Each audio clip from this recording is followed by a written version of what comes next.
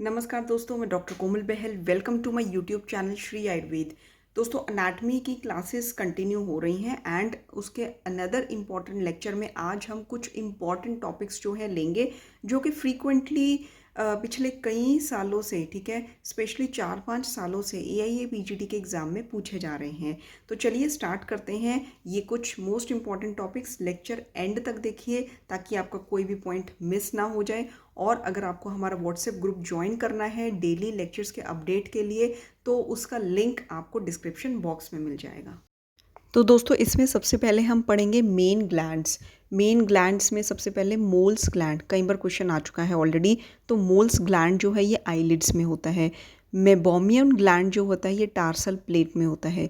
जील्स gland जो होता है ये आईलैशेस में होता है। कई बार क्वेश्चन इस पे भी आ चुका है। कॉपर ग्लैंड जो होता है वो बल्बस पार्ट ऑफ यूरेथ्रा में होता है। Bulbous part of urethra.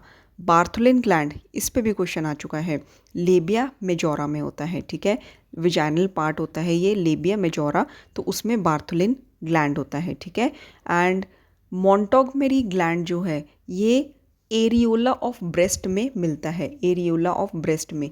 Brunner's gland, कई बार क्वेश्चन आ चुका है, ये डियोडनम में मिलता है।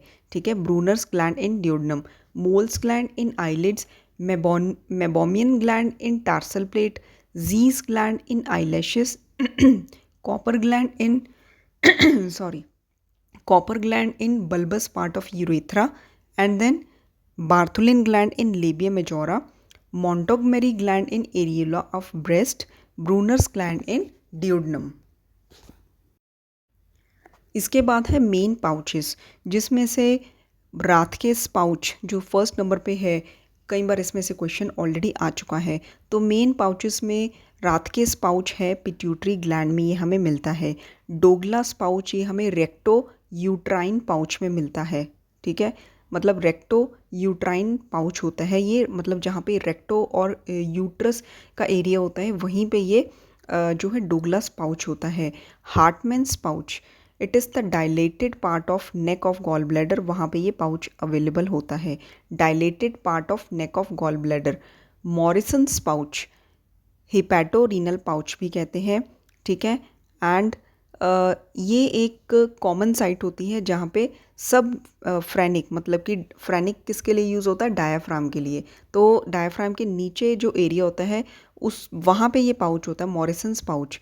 एंड वहाँ पे ही एब्सेस यानी कि पस कलेक्शन होने के बहुत सारे चांसेस होते हैं। मॉरिसन्स पाउच हिपैटोरीनल पाउच बोलते हैं। ठीक है, कॉमन साइट ऑफ सब फ्रेनिक एब्सेस। तो राथकेस पाउच होता है पिट्यूटरी ग्लैंड में। डोगलास पाउच होता है रेक्टो यूट्राइन एरिया में, इसको रेक्टो यूट्राइन पाउच भी बोलते हैं। हार्टमैन्स पाउच ये होता है जहाँ पे डायलेटेड पार्ट होता है नेक ऑफ गॉल ब्लैडर का। मॉरिसन्स पाउच जो है इसको हम हिपैटोरीनल पाउच भी कहते हैं। It is the common site of सब फ्रेनिक एब्सेस। अब हम पढ़ेंगे मेन डक्ट्स। ठीक है, तो गार्टनर्स डक्ट जो है it is also called duct of epoophoron. Gartner's duct is also called duct of epoophoron. Wirsung duct जो है, वर्संग डक्ट जो है इसको पैनक्रियाटिक डक्ट भी कहते हैं। क्वेश्चन ऑलरेडी आ चुका है। और डक्ट ऑफ स्टेंसन्स, ये भी क्वेश्चन आ चुका है। डक्ट ऑफ स्टेंसन्स जो है ये पैरोटिड ग्लैंड में होती है।